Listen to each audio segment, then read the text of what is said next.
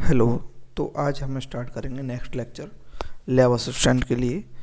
इससे पहले हम क्या पढ़ चुके हैं एक बार रीकैप कर लेते हैं। तो हम क्या पढ़ चुके हैं इससे पहले वाले लेक्चर में कि करंट क्या होता है। तो I is equal to Q by T होता है, चार्ज पर यूनिट टाइम जो होता है वह करंट होता है। उसके बाद हमने देखा था कि किसी भी कंडक्टर के अंदर क्या होते हैं, फ्री इलेक्ट्रॉन्स तो प्रेजेंट होते हैं ऑलरेडी। ये क्या फ्री इलेक्ट्रॉन्स होते हैं। ये कंडक्टर है, कंडक्टर के अंदर, ठीक है। लेकिन इन ये जो मूव भी करते हैं, लेकिन मूव कैसे करते हैं, रैंडमली मूव करते हैं इधर उधर। तो उस कारण से इनकी जो नेट वेलोसिटी है वह क्या हो जाती है, जीरो हो जाती है। लेकिन हम इस कंडक्टर को किसी भी बैटरी से कनेक्ट कर देते हैं, ठीक है। इसके अंदर फ्री इलेक्ट्रॉन्स तो ऑलरेडी होते हैं, लेकिन जैसे हम बैटरी से कनेक्ट कर देते हैं तो इलेक्ट्रॉन्स का फ्लो हो जाता है। इलेक्ट्रॉन्स फ्लो होते हैं opposite direction of current. Current इधर फ्लो होगा, प्लस टू नेगेटिव की साइड होगा, तो ऐसे करंट फ्लो हो रहा है। तो ये जो इलेक्ट्रॉन्स है, इलेक्ट्रॉन्स इसके अंदर हैं ये, ठीक है। ये इलेक्ट्रॉन्स बनाए हैं मैंने ऐसे पॉइंट से, तो इलेक्ट्रॉन्स ऐसे फ्लो होगा, ठीक है। तो ये इलेक्ट्रॉन्स अब एक डायरेक्शन मिल गई इनको, इलेक्ट्रॉन को सबको फ्लो होने की।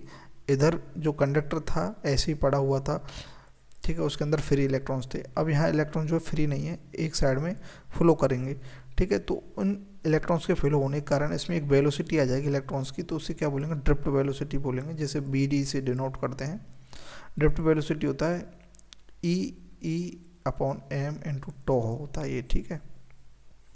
अगर इसकी वेक्टर फॉर्म लगाएं तो इसमें आगे माइनस साइन लगा दें, क्योंकि जो इलेक्ट्रॉन्स का फ्लो है वह किधर होता है, अपोजिट डायरेक्शन ऑफ इलेक्ट्रोफील्ड। इलेक्ट्रोफील्ड किधर होता है, पॉजिटिव टू नेगेटिव, तो इलेक्ट्रोफील्ड भी इधर होगा करंट की डायरेक्शन में, लेकिन इलेक्ट्रॉन्स फ्लो किधर हो रहे हैं, इधर अपोजिट डायरेक्शन में। तो ये ड्रिफ्ट वेलोसिटी आ गई। और टो, ये जो टो बना है ये क्या, रिलैक्सेशन टाइम होता है। ये हम पढ़ चुके हैं, मैं बस रिवाइज कर रहा हूँ, ठीक है। रिलैक्सेशन टाइम होता है। रिलैक्सेशन टाइम क्या होता है, दो इलेक्ट्रॉन्स जो होते हैं उनके बीच का जो टाइम है, टाइम कौन सा टाइम, कोलिजन होने का जो टाइम है, मतलब एक इलेक्ट्रॉन से ये फ्लो हो रहा है और उधर ये एक साइड में जा रहे हैं तो दोनों आपस में कब टकराएंगे, वह जो टाइम है उसे, उस टाइम को, टाइम ऑफ कोलिजन को क्या बोलते हैं, रिलैक्सेशन टाइम। अगर रिलैक्सेशन टाइम ज़्यादा बढ़ जाएगा, ठीक है, ज़्यादा हो जाएगा रिलैक्सेशन टाइम, तो क्या कंडीशन बनती है, कम हो जाता तो क्या कंडीशन बनती है। तो वह अलग अलग चीज़ पर डिपेंड करता है, ठीक है। रिलैक्सेशन टाइम अगर बढ़ जाता है किसी चीज़ में तो क्या है, उसकी कंडक्टिविटी जो है वह बढ़ जाती है। रिलैक्सेशन टाइम मतलब टाइम बढ़ गया, मतलब कोलिजन होने में देरी हो रही है, ईजिली कोलाइड नहीं कर रहे हैं इलेक्ट्रॉन्स, टाइम बढ़ने का मतलब, ठीक है। ये कोलिजन का टाइम है रिलैक्सेशन टाइम, समझे ना, ठीक है। वैसे मैं एक्सप्लेन कर चुका हूँ, ज़्यादा यहाँ एक्सप्लेन नहीं करूँगा। हमने और क्या पढ़ा था कि करंट और ड्रिफ्ट वेलोसिटी में रिलेशन देखा था। तो I is equal to N E A V D, ये देखा था हमने। एन क्या था, number of electrons per unit volume था। E charge of electron, A cross section area of the wire, और बी डी ड्रिफ्ट वेलोसिटी। और हमने देखा था करंट डेंसिटी देखा था। तो जे इज इक्वल टू क्या है, जे करंट डेंसिटी है, करंट पर यूनिट एरिया, ये हमने देखा था। तो ये हम देख चुके हैं सब कुछ जो मैंने यहाँ बताया है, ब्रीफ में हमने यहाँ समराइज कर दिया है जो हम पढ़ चुके हैं। अब नेक्स्ट चलते हैं, तो अब पढ़ेंगे हम कंडक्टिविटी। कंडक्टिविटी क्या होती है, it is property of material which allows electricity to pass through it. ये क्या एक प्रकार से मटेरियल की प्रॉपर्टीज़ है, प्रॉपर्टी है किसी भी मटेरियल की। जैसे देखो ये कोई मटेरियल है, मान लेते हैं कोई भी मटेरियल है, हमें नहीं पता है किस चीज़ का बना हुआ है, ठीक है। इसके अंदर अगर इलेक्ट्रॉन फ्री है तो ये क्या कंडक्टर है, ठीक है। तो अब ये इलेक्ट्रॉन्स इसके अंदर हैं, ठीक है। तो अगर हम यहाँ इलेक्ट्रिसिटी देते हैं, करंट देते हैं आई, और ये इलेक्ट्रॉन करंट जो है इसको पास होने देता है आगे ये कंडक्टर या फिर ये मटेरियल, तो ये मटेरियल जो ये प्रॉपर्टी शो कर रहा है इलेक्ट्रिसिटी पास होने की, उस प्रॉपर्टी को कंडक्टिविटी बोलते हैं, ठीक है। Property of material which allow electricity to pass through it, ठीक है। इलेक्ट्रिसिटी अपने से पास होना करवाता है उसे बोलते हैं। इसे हम सिग्मा से डिनोट करते हैं। सिग्मा इक्वल टू होता है N square tau by M, ठीक है। तो ये फॉर्मूला है किसका, कंडक्टिविटी का। तो कंडक्टिविटी जो है डायरेक्टली प्रोपोर्शनल होती है रिलैक्सेशन टाइम या फिर टाइम ऑफ रिलैक्सेशन। ठीक है, ये क्या है, टॉ क्या है, टाइम ऑफ रिलैक्सेशन। ये हम देख चुके हैं टाइम ऑफ रिलैक्सेशन क्या होता है। ठीक है, तो अगर ये टाइम ऑफ रिलैक्सेशन बढ़ेगा तो कंडक्टिविटी बढ़ेगी। इसका मतलब क्या है कि कंडक्टिविटी क्यों बढ़ेगी, टाइम ऑफ रिलैक्सेशन बढ़ेगा, क्योंकि देखो मैं इसे अलग अलग से थोड़ा सा मैं बता देता हूँ ताकि क्लियर हो जाए कैसे।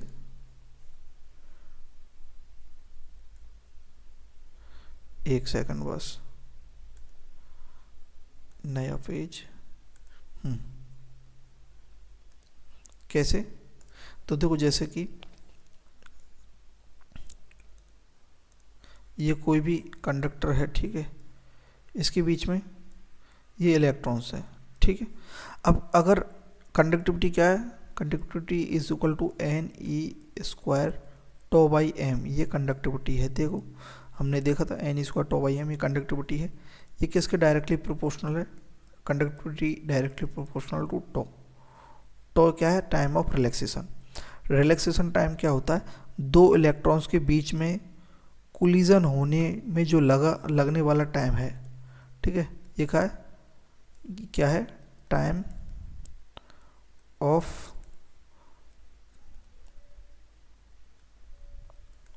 Collision between electrons. ठीक है, अगर ये बढ़ जाता है, ये टाइम बढ़ जाता है, मतलब कि जहाँ हमें 1 सेकंड में कोलाइड हो रहे थे इलेक्ट्रॉन्स, अब ये हाफ सेकंड में हो रहे हैं, और भी कम सेकंड्स में ये कोलाइड हो रहे हैं, ये इलेक्ट्रॉन्स आपस में भिड़ रहे हैं। तो अगर ये टाइम बढ़ रहा है, 1 से 2 सेकंड हो रहा है, तो ये ईजिली नहीं कोलाइड हो पाएंगे। तो ईजिली ये क्या पास होते जाएंगे और कोलाइड नहीं होंगे, कोलिजन नहीं होगा इनके अंदर। तो रिलैक्सेशन टाइम बढ़ेगा, तो यहाँ रिलैक्सेशन टाइम बढ़ेगा तो क्या है, कंडक्टिविटी भी क्या है, बढ़ेगी। ठीक है, तो ईजिली यहाँ से पास हो जाएंगे। ठीक है, तो एक तो ये बात आपको समझ में आ गई। अब देखो अगर हम टेम्परेचर बढ़ा देते हैं, टेम्परेचर बढ़ाने पर क्या होगा, टेम्परेचर बढ़ाने पर वह इन्वर्सली प्रोपोर्शनल होता है टॉ के। टेम्परेचर बढ़ाने पर टॉ जो है रिलैक्सेशन टाइम घटेगा। क्यों, तो टेम्परेचर बढ़ाएंगे तो इनके पास, इलेक्ट्रॉन्स के पास कुछ एक्स्ट्रा एनर्जी आएगी एक्सटर्नल, तो ये जल्दी से मूव करेंगे, इनकी वेलोसिटी मतलब इनका एक्सीलरेशन बढ़ेगा, तो ये जल्दी से कोलाइड कर पाएंगे। तो सीधी सी बात है, टेम्परेचर बढ़ाएंगे तो रिलैक्सेशन टाइम घटेगा। तो रिलैक्सेशन टाइम घटेगा मतलब जल्दी से कोलाइड हो जाएंगे, जल्दी से कोलाइड हो जाएंगे, आपस में बढ़ जाएंगे तो एक जगह इकट्ठा हो जाएंगे। तो उस कारण से यहाँ क्या है, एक प्रतिरोध, रेजिस्टेंस बन जाएगा यहाँ पर, तो यह ईजिली पास नहीं हो पाएंगे। तो ये वही है जैसे बहुत सारे लोग जो हैं एक कमरे में बंद है और यहाँ एक छोटा सा ही दरवाज़ा है निकलने के लिए। ठीक है, ये छोटे से दरवाज़ा, बहुत ज़्यादा लोग हैं तो एक साथ नहीं निकल पाएंगे ना, एक एक करके ही निकलेगा इसमें से। ऐसा ही जो है सेम कंडीशन इधर बन जाती है, बहुत सारे इलेक्ट्रॉन्स एक साथ कोलाइड करके आ जाते हैं। अगर रिलैक्सेशन टाइम घट जाता है, उनके बीच का जो कोलाइड करने का टाइम घट जाता है, तो समझे ना ये बात। ठीक है, आते हैं देखो अब यहाँ पर, तो ये है ये बात। तो conductivity is equal to N square tau by M, sigma is directly proportional to tau, tau मतलब टाइम ऑफ रिलैक्सेशन। ठीक है, तो ये जो कंडक्टिविटी किस पर डिपेंड करती है, एक तो टॉ पर करती है डिपेंड, टाइम ऑफ रिलैक्सेशन, और टेम्परेचर पर। ये किसके लिए होता है, फोर कंडक्टर। ये जो कंडीशन है फोर कंडक्टर के लिए है, कंडक्टर के लिए। ठीक है, कंडक्टर में अगर हम टेम्परेचर बढ़ाते हैं तो टाइम ऑफ रिलैक्सेशन क्या होता है, टेम्परेचर बढ़ाएंगे तो टाइम ऑफ रिलैक्सेशन घटेगा, टाइम ऑफ रिलैक्सेशन घटेगा तो कंडक्टिविटी भी घटेगी। अब दूसरी बात क्या है, सेमीकंडक्टर। सेमीकंडक्टर में क्या होता है, जो इलेक्ट्रॉन्स हैं, और इलेक्ट्रॉन्स जो एक तो होता है कंडक्शन बैंड और एक होता है बैलेंस बैंड। ये हम आगे देखेंगे सेमीकंडक्टर के अंदर। तो उनके बीच में बहुत कम दूरी होती है, मतलब दूरी तो होती है बहुत कम होती है, लेकिन कंडक्टर में क्या आपस में फ्यूज्ड होते हैं ये दोनों बैंड जो होते हैं, कंडक्शन बैंड और इलेक्ट्रॉन्स जो बैलेंस बैंड होते हैं, तो आपस में इलेक्ट्रॉन इधर उधर मूव करते रहते हैं कंडक्टर के अंदर। ये बात की बात है, अगर समझ में नहीं आ रही तो कुछ ज़रूर नहीं है। तो अब जैसे हम इसके अंदर सेमीकंडक्टर के अंदर हम हीट देते हैं, टेम्परेचर बढ़ाते हैं, तो इलेक्ट्रॉन्स क्या है, बैलेंस बैंड से कंडक्शन बैंड में पहुंच जाते हैं टेम्परेचर बढ़ाने पर। तो टेम्परेचर बढ़ाएंगे, पहले तो इलेक्ट्रॉन्स है ही नहीं, तो टेम्परेचर बढ़ाएंगे तो यहाँ क्या रिलैक्सेशन टाइम क्या होगा, यहाँ बढ़ेगा। बढ़ेगा मतलब सीधी सी बात है कि कुछ होगा उसमें, ठीक है। तो टेम्परेचर बढ़ाने पर यहाँ पर कंडक्टिविटी बढ़ती है। तो यहाँ जो है सेमीकंडक्टर के केस में क्या है, यहाँ ये है। तो सेमीकंडक्टर के केस में टेम्परेचर, यह फॉर सेमीकंडक्टर के लिए क्या है, टेम्परेचर अगर हम बढ़ाएंगे, टेम्परेचर बढ़ाएंगे तो कंडक्टिविटी बढ़ेगी, ठीक है, ये बात याद रखनी है। और कंडक्टर के लिए क्या, टेम्परेचर, ये कंडक्टर है फॉर कंडक्टर, ठीक है, टेम्परेचर बढ़ाएंगे तो कंडक्टिविटी क्या होगी, घटेगी। ये कंडक्टर चालक कंडक्टर के लिए ये बात याद रखनी है, ठीक है। तो नेक्स्ट चलते हैं। अब ये कंडक्टिविटी आपने समझ में आ गई ना, ये फॉर्मूला है, फॉर्मूला याद रख लेना है, sigma is equal to N square tau by M होता है। कंडक्टिविटी के बाद आते हैं हम किस पर, रजिस्टिविटी। रजिस्टिविटी को स्पेसिफिक रेजिस्टेंस भी बोलते हैं। रजिस्टिविटी को रो से डिनोट करते हैं, इसकी यूनिट क्या, ओम मीटर होती है। ये यूनिट हम किससे निकाल सकते हैं, रेजिस्टेंस से निकाल सकते हैं। रेजिस्टेंस इक्वल टू होता है रो एल अपॉन ए, तो रो की हम निकाल सकते हैं। रो इज इक्वल टू क्या हो जाएगा, आर ए अपॉन एल हो जाता है। तो आर ये कि ओम आर मतलब रेजिस्टेंस का क्या होता है, ओम, और ये एरिया मीटर स्क्वायर, और नीचे एल जो लेंथ है मतलब मीटर, मीटर से एक स्क्वायर कैंसिल हो जाएगा। तो ओम मीटर क्या होती है, यूनिट होती है किसकी, रो की, रजिस्टिविटी की। रजिस्टिविटी होती क्या है वो देख लेते हैं। रजिस्टिविटी क्या है, इट इज़ द प्रॉपर्टी, ये क्या प्रॉपर्टी ऑफ मटेरियल की प्रॉपर्टी है, which resist the current pass through it, जो क्या है रजिस्ट करती है, कंडक्टिविटी को अलाउ करती है करंट पास होने को। और रजिस्टिविटी क्या करती है, रजिस्ट करती है यानी कि रोकती है, प्रतिरोध करती है करंट इसके अंदर से बहने के लिए। किसी भी कोई भी मटेरियल है, इसके अंदर से करंट अगर फ्लो नहीं हो रहा है ईजिली, ठीक है, उसे फ्लो होने से रोक रही है, कोई भी प्रॉपर्टी रोक रही है, तो उस कंडीशन को, उस प्रॉपर्टी को क्या बोलते हैं, रजिस्टिविटी ऑफ मटेरियल बोलते हैं उसे, या फिर रजिस्टिविटी उसे बोलते हैं, ठीक है। तो रजिस्टिविटी को सिग्मा से रो से डिनोट करते हैं, और रजिस्टिविटी क्या होती है, 1 सिग्मा, सिग्मा के अपोजिट होती है। तो rho is equal to M upon N square tau, ठीक है, जस्ट अपोजिट हो जाएगा, रेसिप्रोकल हो जाएगा। ये केस पर डिपेंड करती है, जो रो है resistivity varies material to material, अलग अलग मटेरियल के लिए रजिस्टिविटी अलग अलग होती है, ठीक है। तो ये किस पर डिपेंड करती है, टॉ के इन्वर्सली प्रोपोर्शनल टू टेम्परेचर। ये कंडक्टर के लिए है कि अगर टेम्परेचर बढ़ाएंगे तो सीधी सी बात है, हमने पहले भी देखा था, कंडक्टिविटी में टेम्परेचर बढ़ाएंगे तो टाइम ऑफ रिलैक्सेशन कम होगा, टाइम ऑफ रिलैक्सेशन घटेगा तो रजिस्टिविटी क्या होगी बताओ, टाइम ऑफ रिलैक्सेशन घटेगा तो कंडक्टिविटी घटेगी, कंडक्टिविटी घटेगी तो रजिस्टिविटी तो बढ़ेगी। तो सीधी सी बात है, यहाँ अगर समझने का प्रयास करें, थोड़ा सा धीरे धीरे सुने इसे, ठीक है। टाइम बढ़ेगा, टेम्परेचर बढ़ाएंगे तो टाइम ऑफ रिलैक्सेशन कम होगा, रिलैक्सेशन कम होगा तो कंडक्टिविटी क्या होगी, सिग्मा क्या होगी, कम होगी, सिग्मा कम होगी तो रो जो है रजिस्टिविटी क्या होगी, बढ़ेगी। ये रेसिप्रोकल है, इस फॉर्मूले से भी देख सकते हैं। तो अगर ये कम होता है तो ये क्या होगा, बढ़ेगा, रजिस्टिविटी बढ़ेगी। समझे ना बात को। तो मैंने ये यहाँ लिख भी दिया है, टेम्परेचर बढ़ाते हैं कंडक्टर के अंदर तो टाइम ऑफ रिलैक्सेशन क्या होता है, घटता है, और टाइम ऑफ रिलैक्सेशन घटेगा तो रजिस्टिविटी तो बढ़ेगी और कंडक्टिविटी क्या होगी, घटेगी, ठीक है। रजिस्टिविटी क्या है, उसको रोकना करंट पास होने से। तो ये ग्राफ है कंडक्टर के लिए, ऐसा ग्राफ है, और रजिस्टिविटी और टेम्परेचर के बीच में। और सेमीकंडक्टर में क्या है, जस्ट अपोजिट हो जाता है, टेम्परेचर बढ़ाएंगे हम तो रजिस्टिविटी कम होगी, उसे रोकने की क्षमता जो है, करंट को पास क्योंकि उसके पास बैलेंस, जैसे ही टेम्परेचर बढ़ेगा तो ही इलेक्ट्रॉन जो है कंडक्शन बैंड से बैलेंस बैंड से कंडक्शन बैंड में जाएंगे। तो टेम्परेचर बढ़ाने पर सेमीकंडक्टर्स के अंदर कंडक्टिविटी बढ़ती है और रेजिस्टिविटी घटती है। रेजिस्टिविटी क्या है? करंट पास होने से रोकना। ठीक है, तो यहाँ तक आप समझे, ये आप समझ गए होंगे। ठीक है, नेक्स्ट चलते हैं। मोबिलिटी। मोबिलिटी क्या है? It is drift velocity per unit electric flux.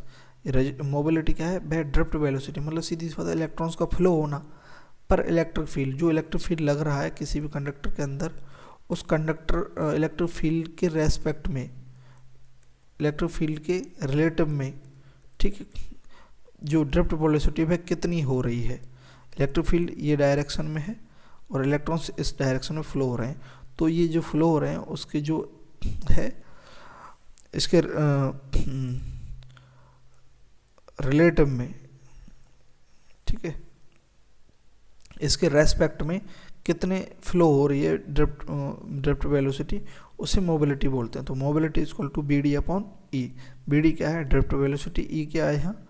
ई क्या है यहाँ? इलेक्ट्रिक फील्ड है।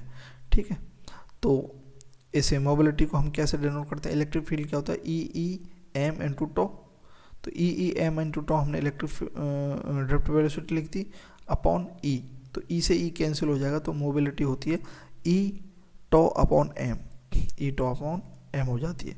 तो ये कांस्टेंट के लिए जो है कंडक्टर के लिए कांस्टेंट रहती है क्या?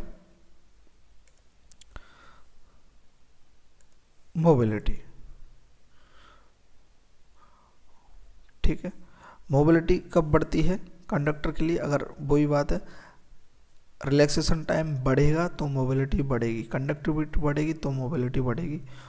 और मोबिलिटी और जो है ये इन्वर्सली प्रोपोर्शनल होती है टो टेम्परेचर के लिए। तो मेनली हमें वही बात बार बार दोहराने की बात नहीं है, बस एक बात याद रखना है, कंडक्टर के लिए जो है tau inversely proportional to temperature, और टो से हम सारे रिलेशन देखते आ रहे हैं। तो ये फॉर्मूला बस याद रखना, इस फॉर्मूले से हमारे जो है सॉल्व हो जाएगा। Mobility equal to B D upon E, conductivity is equal to N E square tau by M, resistivity M upon N E square tau, ये हमने देख चुके हैं। ठीक है, मोबिलिटी हो गया। तो सेमीकंडक्टर के लिए वही है, टेम्परेचर बढ़ाएंगे तो मोबिलिटी बढ़ेगी, टेम्परेचर बढ़ाएंगे तो कंडक्टिविटी भी बढ़ेगी, टेम्परेचर बढ़ाएंगे, ये सेमीकंडक्टर के लिए बोल रहा हूँ मैं, टेम्परेचर बढ़ाएंगे तो रेजिस्टिविटी कम होगी।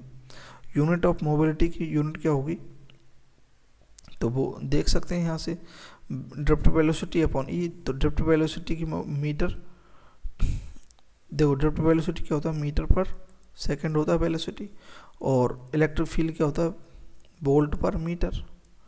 ठीक है, तो ये मीटर क्या है? ऊपर चला जाएगा तो मीटर स्क्वायर, और सेकंड का इन्वर्स, और नीचे वोल्ट है तो वोल्ट का भी इन्वर्स। तो ये आ गई metre square, second inverse, volt inverse. ठीक है, ये क्या यूनिट ऑफ मोबिलिटी है। ठीक है, नेक्स्ट चलते हैं। Ohm's law. ओम्स लॉ क्या होता है? J is equal to sigma E. ये क्या vector form of Ohm's law बोलते हैं इसे। ठीक है, J क्या है? J क्या है? डेंसिटी, करंट डेंसिटी होती है J। तो ये क्या है? सिग्मा क्या है? कंडक्टिविटी इंटू ई क्या है यहाँ? इलेक्ट्रिक फील्ड है। इसे आई अपॉन ए भी लिख सकते हैं हम J को। ठीक है, तो आई अपॉन ए लिख सकते हैं इज इक्वल टू, J को हमने आई अपॉन ए लिख दिया है।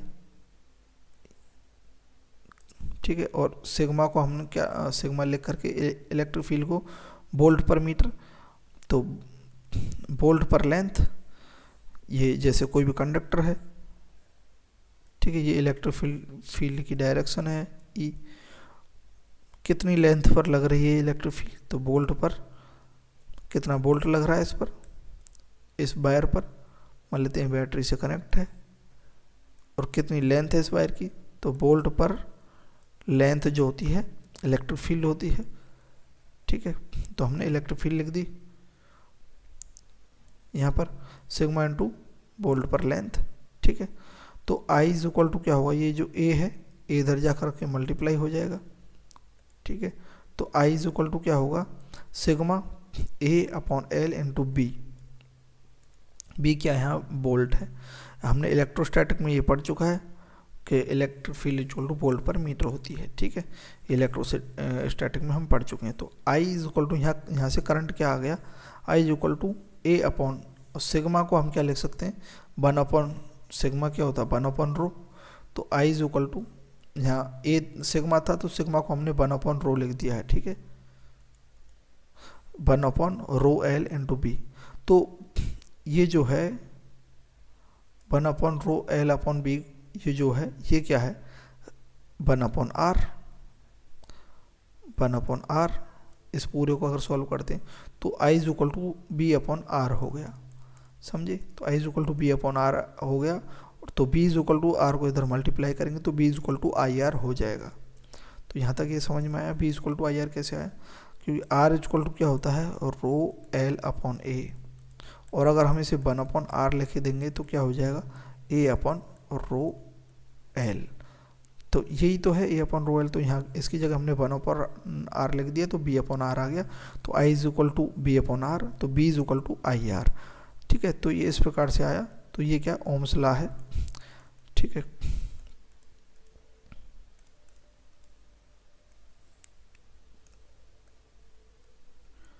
ये है vector form of Ohm's law, vector form, ठीक है। तो ये V क्या वोल्टेज है, I क्या है एम्पियर में, ओम रेजिस्टेंस किसमें ओम में है, ठीक है। एक ग्राफ है वोल्ट और करंट के बीच में। स्लोप क्या होता है, वोल्ट और करंट के का जो ग्राफ होता है स्लोप क्या होता है रेजिस्टेंस होता है, ठीक है। स्लोप क्या होता है रेजिस्टेंस होता है, क्योंकि देख लो आप R इज इक्वल टू क्या होगा B अपॉन आई। तो B और I का जो है B अपॉन आई का जो स्लोप है, स्लोप क्या होगा tan theta. Tan theta equal to क्या होता है परपेंडिकुलर अपॉन बेस। तो ये परपेंडिकुलर हो गया, ये बेस हो गया। तो परपेंडिकुलर यहाँ क्या आ रहा है बी अपॉन आई। तो उस कारण से क्या है, समझिए ये कैसे बोल रहा हूँ मैं स्लोप वाला। ये आपको शायद समझ में नहीं आया होगा क्योंकि आपने स्लोप नहीं देखे। तो स्लोप वगैरह की एक पैसे मैंने पहले वीडियो बना रखी है, लेकिन मैं जैसे ये कंप्लीट होता है सिलेबस हमारा फिजिक्स का, तो हम इसमें एक बार बेसिक मैथमेटिक्स जो है अच्छे से देख लेंगे, जैसे लॉग्स वगैरह देख लेंगे, लॉगरिथम्स, ठीक है, और ग्राफ्स देख लेंगे, इंटीग्रेशन डिफरेंशिएशन देख लेंगे, ठीक है। तो वो सारा हम देख लेंगे। तो थीटा बढ़ेगा तो सीधी सी बात है स्लोप बढ़ेगा, स्लोप बढ़ेगा मतलब रेजिस्टेंस बढ़ेगा। तो देखो θ1 बड़ा है तो इसमें T1 टेम्परेचर है, ठीक है। तो tan theta is equal to slope is equal to R. Theta dash बड़ा है थीटा से, सो T1 ज़्यादा रहेगा T2 से, या फिर रेजिस्टेंस जो है ज़्यादा रहेगा, ठीक है। ये हमने ओम्स लॉ देख लिया। नेक्स्ट देखते हैं। तो जैसे ये जो करंट है आई करंट फ्लो हो रहा है, ठीक है। ये ए पॉइंट है, बी पॉइंट है, बीच में आर रेजिस्टेंस लगा हुआ है। करंट कहाँ से कहाँ फ्लो होता है, high voltage to low voltage current का फ्लो होता है, ठीक है। Current high voltage to low voltage flow होता है। तो I is equal to V A minus B B. यहाँ से यहाँ हाई वोल्टेज है तो voltage at A V A, voltage at B V B. तो V A minus B B, high voltage minus low voltage, उसे क्या बोलते हैं पोटेंशियल डिफरेंस। ये जो दोनों पोटेंशियल है उनका डिफरेंस क्या है, ठीक है। तो पोटेंशियल डिफरेंस अपॉन आर, क्योंकि I is equal to V upon R देखा था हमने, तो पोटेंशियल डिफरेंस अपॉन आर, ठीक है। तो ये क्या है पोटेंशियल डिफरेंस अक्रॉस आर है, B A minus B B. R क्या है रेजिस्टेंस है, आई करंट है। तो ये इस प्रकार से रिलेशन है, I is equal to V A minus B B into R. Next देखते हैं, हमने ओम्स लॉ देख लिया है। अब हम देखते हैं रेजिस्टेंस। रेजिस्टेंस बहुत इम्पोर्टेंट है, ये आते हैं क्वेश्चंस इसके, कैसे निकालते हैं रेजिस्टेंस, कैसे आपस में जुड़ते हैं resistance, series combination, parallel combination वगैरह। तो रेजिस्टेंस देखते हैं। रेजिस्टेंस को हम आर से, कैपिटल आर से डिनोट करते हैं, इसकी यूनिट ओम होती है, ठीक है। तो आर इज इक्वल टू क्या होता है रो एल अपॉन ए, ठीक है, रो एल अपॉन ए। तो रेजिस्टेंस ऑफ ए वायर क्या है आर है, एल क्या है लेंथ ऑफ वायर है, ए क्या है cross sectional area of wire है।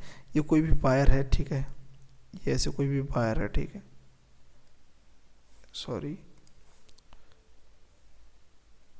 ठीक ठीक है, ऐसे समझ लो। तो ये वायर जो है, इस वायर का रेजिस्टेंस हमें निकालना है R। तो उसके लिए हमें इसकी लेंथ मालूम होनी चाहिए, कितनी लेंथ, और ये जो इसका जो एरिया है, क्रॉस सेक्शनल एरिया है, ये मालूम होना चाहिए, और रजिस्टिविटी मालूम होनी चाहिए कि इसकी रजिस्टिविटी क्या है इस मटेरियल की। तो वो हम सारी निकालते हैं, ठीक है। तो ये हमारा रजिस्टिविटी ऑटोमेटिक आपको दी होगी क्वेश्चंस के अंदर, या तो रजिस्टिविटी दी होगी या फिर रेजिस्टेंस दिया होगा तो रजिस्टिविटी निकालनी होगी, ठीक है। ये रिलेशन जो है R equal to rho L upon A, इससे तो रो क्या है, रजिस्टिविटी ऑफ मटेरियल है।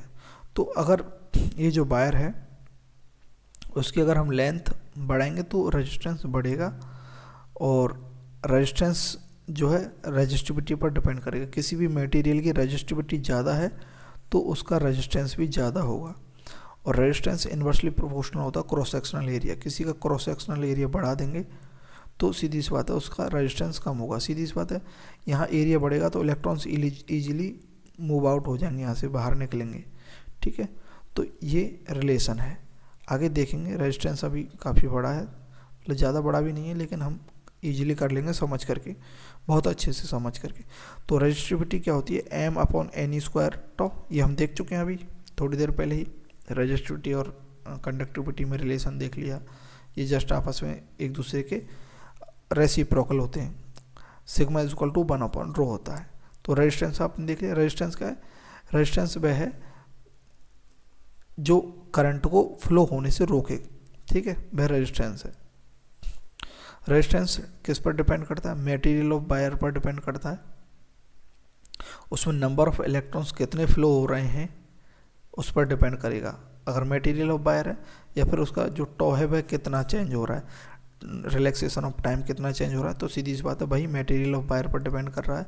टेम्परेचर पर डिपेंड करता है, अगर टेम्परेचर बढ़ाएंगे किसी भी कंडक्टर का, किसी भी मटेरियल का, तो टेम्परेचर बढ़ाने पर अगर कंडक्टर है तो टॉ जो है क्या होगा, वह घट जाएगा। टॉ घटेगा तो रजिस्टिविटी बढ़ जाएगी, रजिस्टिविटी बढ़ जाएगी तो रेजिस्टेंस बढ़ जाएगा। ये आपको थोड़ा सा धीरे धीरे से सुनना है, या फिर जो है फॉर्मूला लिख करके आपको जब देखना है कि रजिस्टिविटी क्या होता है, rho equal to M upon N E square tau होता है, ठीक है। ये देखो इधर भी हमने लिख रखा है M upon N E square, तो टॉ के इन्वर्सली प्रोपोर्शनल है, ठीक है। तो रिलैक्सेशन टाइम कैसे बढ़ता है हमने देख लिया था, अच्छे से समझ लिया था, तो आप दोबारा रिकॉल करेंगे तो समझ में आ जाएगा। डायमेंशंस ऑफ वायर, वायर के डायमेंशन पर भी रेजिस्टेंस डिपेंड करता है। तो ये 3 पॉइंट्स हैं जिन पर रेजिस्टेंस डिपेंड करता है। डायमेंशन जैसे लेंथ ऑफ वायर, वायर की लेंथ हम बढ़ा देंगे तो रेजिस्टेंस बढ़ेगा, लेकिन अगर वायर की जो है क्रॉस सेक्शनल एरिया बढ़ा देंगे तो रेजिस्टेंस कम होगा, क्योंकि इन्वर्सली प्रोपोर्शनल है। हमने देखा था ना, R equal to rho L upon A, ठीक है। अब देखते हैं रेजिस्टिविटी डिपेंड। रेजिस्टिविटी क्या होता है, स्पेसिफिक रेजिस्टेंस बोलते हैं उसे रेजिस्टिविटी को। तो resistivity only matter of wire और टेम्परेचर पर डिपेंड करता है, लेंथ और एरिया पर डिपेंड नहीं करता रेजिस्टिविटी, ठीक है। नेक्स्ट चलते हैं, cutting and stretching of wire. अगर हम जैसे ये कोई वायर है, ठीक है, ये कोई वायर है, इसको अगर हम कट कर देते हैं पीसेस में, ठीक है, तो ये छोटा कट हो गया और ये एक बड़ा। तो इन जो वायर्स हैं इनके रेजिस्टेंस में क्या डिफरेंस आएगा, अगर हम कट करते हैं तो रेजिस्टेंस जो है, जितनी लेंथ कट कर रहे हैं उस लेंथ के रेशो के अंदर ही रेजिस्टेंस होगा, ठीक है। मान लेते हैं इस वायर का जो रेजिस्टेंस है वह R है, ठीक है। हमने ये 1:2 के रेशो में काट दिया, 1:2 के रेशो में, तो इसका जो रेजिस्टेंस भी जो होगा 1:2 के रेशो में बढ़ जाएगा। तो ये रेजिस्टेंस इसका होगा R टू 1/3, और ये क्या हो जाएगा R इंटू 2/3, ठीक है। तो ये रेजिस्टेंस इसका इस प्रकार से बढ़ जाएगा, डायरेक्टली प्रोपोर्शनल टू लेंथ। ये मैंने कैसे लिखा, ये मैंने इसमें बांट दिया है रेजिस्टेंस इसी रेशो के अंदर, ये मैथमेटिकल चीज़ है। तो ये मैंने आपको वैसे भी बता दी कैसे, मतलब एक बहुत ही सीधा सा मैंने बेसिक सा फंडा बताया था कि किसी भी चीज़ को बांटना हो रेशो के अंदर तो उसका फ्रैक्शनल लेते हैं। मोल कॉन्सेप्ट में केमिस्ट्री के अंदर भी आपने देखा होगा फ्रैक्शनल लेते हैं, ठीक है। मोल फ्रैक्शन जो लेते हैं, फ्रैक्शन क्या होता है, जैसे कि मैं दोबारा से यहाँ पर एक बार बता देता हूँ फ्रैक्शन क्या होता है। जैसे कि कोई भी चीज़ है जो, जैसे कि ये कोई चपाती है, ये आपको बांटनी है, 3 लोगों के अंदर बांटनी है, ठीक है। तो 3 लोगों के अंदर ये कैसे बटेगी, 1/3 हिस्सा करके बटेगी, ठीक है। 1/3 गुना 1/3 गुना 1/3, इसको जब हम ऐड, सॉरी गुना नहीं ऐड, 1/3 प्लस 1/3 3 में बांट दी तो वही 3/3 इज इक्वल टू 1, टोटल बट गई। अब मान लेते हैं ये जो है, हमें ये जो चपाती है वह बांटनी है, कितनों में बांटनी है, 3 में बांटनी है, लेकिन किस अनुपात में बांटनी है कि एक को तो 1 हिस्सा दो, एक को 2 हिस्सा, एक को 3 हिस्सा कर दिया हमने इसके, तो ये टोटल इसके फ्रैक्शन बन गए। मतलब कितने में से कितना बांटा हमने, कितने में से कितना दिया।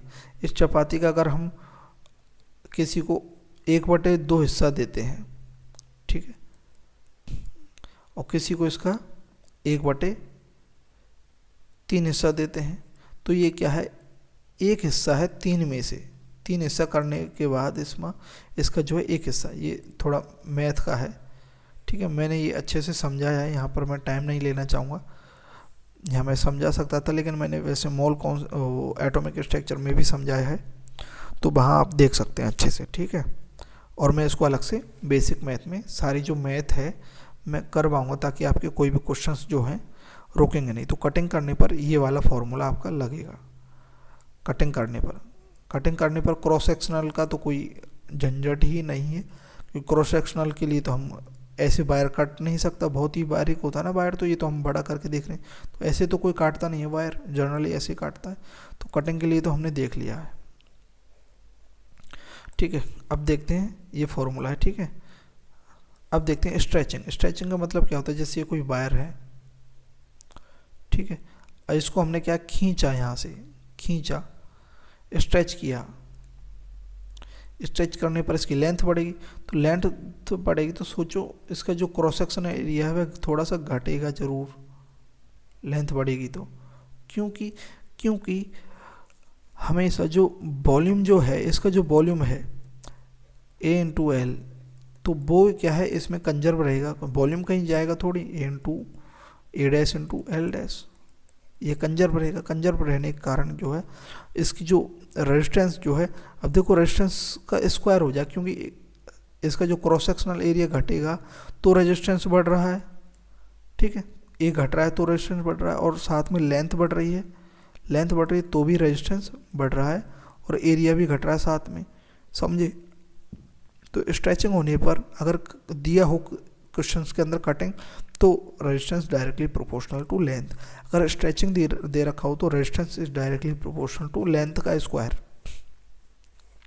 या फिर resistance is inversely proportional to cross sectional area का 1/, क्रॉस सेक्शनल एरिया का स्क्वायर, और रेजिस्टेंस 1/, जो ये रेडियस दे रखी होगी वायर की, उसका 1/, रेडियस टू द पावर 4, या फिर resistance is directly proportional, inversely proportional to 1/, d यहाँ क्या डायमीटर की पावर 4। इस प्रकार से हम जो है रेजिस्टेंस को, अगर स्ट्रेचिंग होती है तो इस प्रकार से हम लेते हैं। ये फॉर्मूलेज आपको याद रखने हैं, ये मैंने समझाए हैं, ठीक है। क्यों ये फॉर्मूला है स्ट्रेचिंग में मैंने समझाए हैं, लेकिन आपका जो काम है इनको याद करने से ही चल जाएगा। समझाने के लिए मैंने बता दिया। On stretching volume remain constant if change in length greater than 5%, अगर 5% से स्ट्रेचिंग में 5% से ज़्यादा अगर लेंथ में डिफरेंस आता है, ठीक है, तो R2 माइनस R1/R1, ये क्या है, पहला जो रेजिस्टेंस था उसमें से कितना कम हो गया है, कितना बढ़ गया है मतलब, तो R2 माइनस R2 क्या बढ़ेगा, बढ़ने वाला रेजिस्टेंस है, सीधी सी बात है, यहाँ लेंथ चेंज हो रही तो रेजिस्टेंस बनेगा, तो R2 माइनस R1/R1 इंटू 100, इससे हम इसका क्या है परसेंटेज निकाल सकते हैं, कितनी परसेंटेज रेजिस्टेंस जो है हमारा बड़ा है, ठीक है। या फिर अगर हम लेंथ के पर्सपेक्टिव में देखेंगे कितनी लेंथ बढ़ रही है, तो रेजिस्टेंस देखना है तो वह इस रेशो में रहेगा, L2 का स्क्वायर, जो बाद में जो लेंथ बढ़ी है, मान लेते हैं ये पहले लेंथ क्या है L1 है, ठीक है, और इस समय रेजिस्टेंस क्या है R1 है, तो हमें इसको जैसे ही हम इसको स्ट्रेच करेंगे तो इसकी लेंथ क्या होगी L2 लेंथ हो जाएगी, रेजिस्टेंस R2 हो जाएगा। ठीक है, तो इन दोनों से हम क्या है इसका रेजिस्टेंस निकाल सकते हैं। इस कंडीशन से R2 अगर रेजिस्टेंस दे रखा है तो R2 minus R1 upon R1 into 100 से हम इसका परसेंटेज निकाल सकते हैं, कितना परसेंटेज रेजिस्टेंस बढ़ा। ठीक है, और अगर लेंथ दे रखी तो L2 का स्क्वायर माइनस L1 का स्क्वायर अपॉन L1 का स्क्वायर इंटू 100 से हम परसेंटेज ऑफ रेजिस्टेंस निकाल सकते हैं कि कितना परसेंट रेजिस्टेंस हमारा बड़ा है। ठीक है, ये फॉर्मूला है, ये फॉर्मूला है, समझे। तो अगर लेंथ जो है 5% से कम है तो परसेंटेज चेंज इन रेजिस्टेंस के अंदर कितना परसेंटेज चेंज आया। अगर लेंथ 5% से कम है तो 2% चेंज होगा इन लेंथ में। ठीक है, रेजिस्टेंस परसेंटेज चेंज। और अगर change in percentage change in resistance तो 2% चेंज इन एरिया, एरिया में 2% चेंज कर दो, वही चेंज क्या होगा रेजिस्टेंस में हो जाएगा। लेंथ में 2% चेंज कर दो, ये फिक्स है। अगर 5% कम होती है, 5% से कम होती है लेंथ में चेंज, तो ये वाला चीज़ एरिया को जो है 2% चेंज कर दो, वही रेजिस्टेंस में जो एरिया में चेंज हो। मतलब देखो जैसे ये है, ठीक है, एक मिनट, ये वायर है, इसको हमने स्ट्रेच किया और ये थोड़ा सा ही खींचा, तो लेंथ में जो है इसमें 5% से कम, मान लेते हैं 3 हो, 2 हो, 1% हो, कुछ भी कमी होगी तो हम रेजिस्टेंस कितना लेंगे, मान लेते हैं 5% से कम 4% जो है लेंथ इसकी बड़ी है। ठीक है, तो इसका रेजिस्टेंस कितना लेंगे हम, इस जो बड़ी लेंथ है उसका 2% कर दो। जितनी लेंथ जो चेंज हुई है वह 2% लेंथ जो होगी इसकी जो चेंज हुई है 4% बड़ी है, तो वह 2% चेंज ही रेजिस्टेंस में होगा, और एरिया में भी 2% होगा, और अगर रेडियस लेंगे तो 4% चेंज होगा। ठीक है, तो ये वैसे इतना इम्पोर्टेंट नहीं है, इम्पोर्टेंट था जो समझने लायक था वो मैंने समझा दिया है। ठीक है, नेक्स्ट चलते हैं। Limitation of Ohm's law. Ohm's law के लिमिटेशन क्या, it is not valid for variable resistance. जो रेजिस्टेंस बार बार चेंज होते हैं, ठीक है, कई चीज़ जो है कई डिवाइसेस हैं उनमें रेजिस्टेंस बार बार चेंज होते रहते हैं, तो उनमें ओम्स लॉ वैलिड नहीं है। ठीक है, not valid at variable temperature, अलग अलग टेम्परेचर चेंज होता रहेगा तो भी ओम्स लॉ वेरिएबल नहीं है। Not valid for diodes, diodes में ये कंडीशन होती रहती है, बार बार रेजिस्टेंस चेंज होता है। जैसे आपने एलईडी देखी होंगी, एलईडी क्या है, लाइट इमिटिंग डायोड है, तो ये बार बार चमकता है फिर लुप झुप करता है ना, तो ये क्या है, उस कारण से ये रेजिस्टेंस के कारण होता है, कभी ज़्यादा कभी कम, तो उसमें ये जो ओम्स लॉ है ना वह वैलिड नहीं है। ठीक है, डायोड्स में भी नहीं है, जहाँ रेजिस्टेंस वेरिएबल है वहाँ भी नहीं है, जहाँ टेम्परेचर वेरिएबल है वहाँ पर भी ओम्स लॉ वैलिड नहीं है, और डायोड्स के अंदर तो है ही नहीं ओम्स लॉ वैलिड। नेक्स्ट देखते हैं temperature dependency of resistivity. Resistivity की टेम्परेचर पर डिपेंडेंसी क्या, तो resistivity rho T is equal to rho naught 1 plus alpha delta T. तो मान लेते हैं किसी भी मटेरियल की फाइनल रेजिस्टिविटी रो टी है। ठीक है, रो टी मतलब फाइनल रेजिस्टिविटी, रो नॉट मतलब इनिशियल रेजिस्टिविटी। जैसे ये कोई मटेरियल है, इसकी इनिशियल में कोई कुछ भी रेजिस्टिविटी मतलब लेते हैं रो नॉट है। ठीक है, तो उसकी फाइनल रेजिस्टिविटी किस पर डिपेंड कर रही है, उसके अंदर कितना हम टेम्परेचर बढ़ा रहे हैं, कम कर रहे हैं, घटाने पर। पहले मान लेते हैं 0 डिग्री सेंटीग्रेड टेम्परेचर पर, 0 डिग्री सेंटीग्रेड पर रो नॉट है। ठीक है, तो हमने टेम्परेचर जैसे बढ़ाया, टेम्परेचर बढ़ाएंगे तो रेजिस्टिविटी क्या होगी, घटेगी, क्योंकि रो इज इक्वल टू क्या होता है, m upon N E square tau, और टो क्या है, टेम्परेचर बढ़ाने पर टो क्या होता है, घटेगा, टो घटेगा तो रेजिस्टिविटी बढ़ेगी। ठीक है, रेजिस्टिविटी बढ़ेगी, रेजिस्टिविटी बढ़ने का मतलब है करंट फ्लो नहीं हो पाएगा उसमें से, ये कंडक्टर की कंडीशन है। सेमीकंडक्टर के अंदर जस्ट अपोजिट है, टेम्परेचर बढ़ाएंगे तो रेजिस्टिविटी क्या होगी, कम होगी, कंडक्टिविटी बढ़ेगी। देखो इस चीज़ को एक बार लिख करके मनन करना पड़ेगा कि ये रेजिस्टिविटी कंडक्टिविटी कैसे बढ़ रही है, घट रही है, मोबिलिटी, ये तीनों सेम से हैं। एक बार आपको पकड़ में आ गया, एक फार्मूला, एक कोई भी फार्मूला देख लो आप, बस कंडक्टिविटी का देख लो या फिर रेजिस्टिविटी का देख लो या मोबिलिटी का देख लो, उसी से हो जाएगा।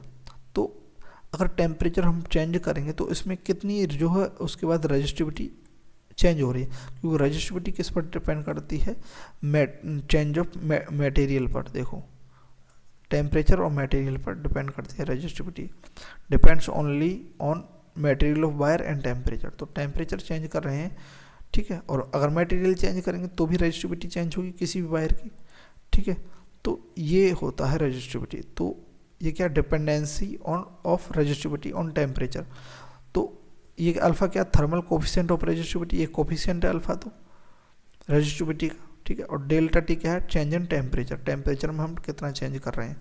तो ये फॉर्मूला है, ये फॉर्मूला आपको याद रखना है, rho T is equal to rho naught 1 plus alpha delta T. अब देखो हम जानते हैं रो टी क्या होता है, आर ए अपॉन एल होता है, रो नॉट भी क्या होगा, ये आर टी होगा, यहाँ लेंथ और एरिया तो सेम रहेगा, R naught A upon L. तो ए अपॉन एल से ए अपॉन एल कैंसिल हो जाएगा, तो इसमें हम क्या निकाल सकते हैं, टेम्परेचर डिपेंडेंस ऑफ रेजिस्टेंस भी निकाल सकते हैं। तो ये रहा टेम्परेचर डिपेंडेंस ऑफ रेजिस्टेंस, ये उसी की तरह सेम फॉर्मूला है, जस्ट ये हमने कन्वर्ट कर दिया। R T is equal to R naught 1 plus alpha delta T, वही है रेजिस्टेंस है, आर टी फाइनल रेजिस्टेंस है, आर नॉट इनिशियल रेजिस्टेंस है, अल्फा क्या है, इक्विवेलेंट टेम्परेचर कोफिशिएंट बोल सकते हैं, या फिर इसको थर्मल कोफिशिएंट ऑफ रेजिस्टिविटी है, ये तो मटेरियल की ही रहती है रेजिस्टिविटी, जो अल्फा तो क्या मटेरियल का ही रहता है, ठीक है। और डेल्टा टी क्या, चेंज इन टेम्परेचर, टेम्परेचर में कितना चेंज हुआ, तो टेम्परेचर पर तो डिपेंड करेगा रेजिस्टेंस। अल्फा को और क्या लिख सकते हैं हम, अल्फा यानी कि equivalent temperature coefficient is equal to delta R, यानी कि कितना चेंज होता है रेजिस्टेंस में अपॉन जो इनिशियल जो है आर इंटू डेल्टा टी, कितना टेम्परेचर चेंज किया हमने।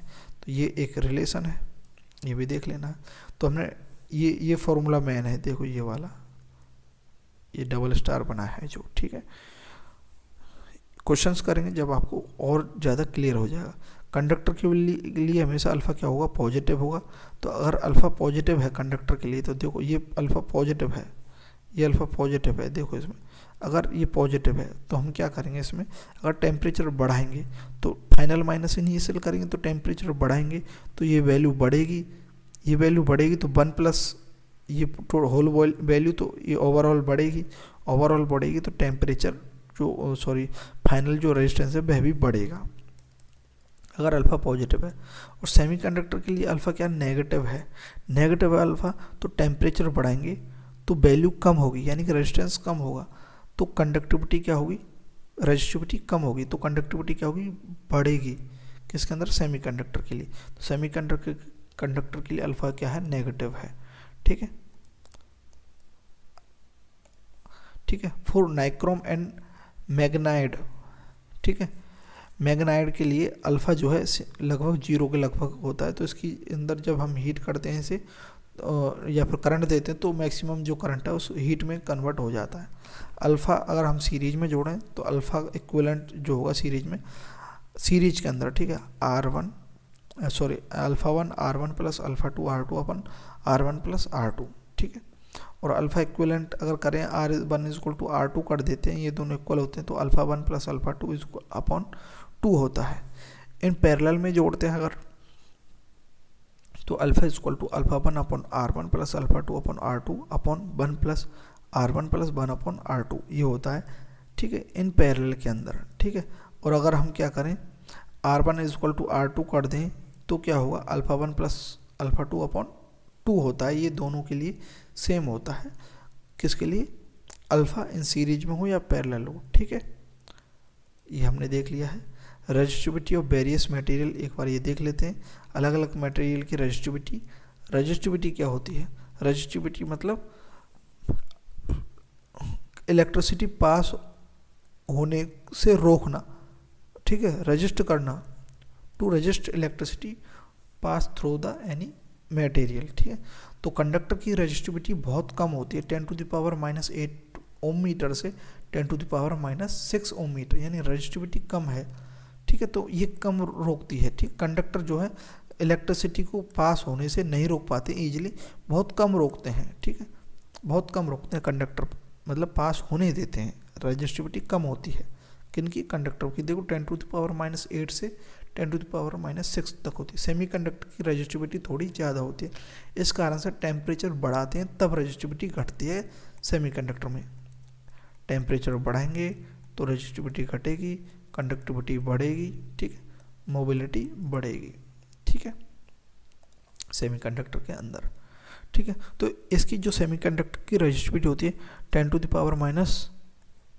ओम मीटर से 10⁻⁶, देखो ये प्लस में आ गई वैल्यू यहाँ, 10⁻⁶ ओम मीटर। और इंसुलेटर जो होते हैं उनकी कंडक्टर जो रेजिस्टिविटी है वो तो बहुत ही ज़्यादा होती है, मतलब वो इलेक्ट्रिसिटी को पास होने ही नहीं देते। बहुत ज़्यादा इलेक्ट्रिसिटी अगर देंगे हम, बहुत हाई करंट की देंगे, तब जा कर के बहुत मामूली सी पास होगी। वह कितनी है 10⁸ से 10⁻18 ओम मीटर, देखो 10⁻18 ओम मीटर आ गई, बहुत ज़्यादा होती है रेजिस्टिविटी किसकी, इंसुलेटर की। इंसुलेटर को हम जनरली नॉन कंडक्टर भी बोल सकते हैं, ठीक है। सेमीकंडक्टर हम, ये सेमीकंडक्टर तो पूरा चैप्टर है वो हम देखेंगे आगे, ठीक है। कॉम्बिनेशन ऑफ रेजिस्टेंस, तो ये कॉम्बिनेशन ऑफ रेजिस्टेंस हम शायद हमें नेक्स्ट लेक्चर में अलग से लेना चाहिए, तो हम कॉम्बिनेशन ऑफ रेजिस्टेंस अलग से लेंगे। आज के लिए इतना ही करते हैं। Thank you.